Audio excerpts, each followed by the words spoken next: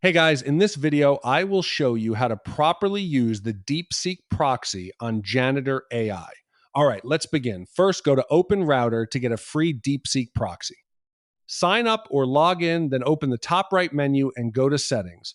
Inside Settings, go to the Routing section and set the default model to DeepSeek by selecting the free available option. Next, navigate to API keys and click on Create API Key.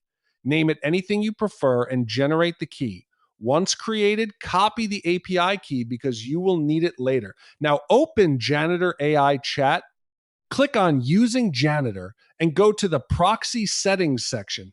Now add a new configuration and enter a name. Fill in the remaining details, such as the model name and proxy URL, then paste the API key into the required field.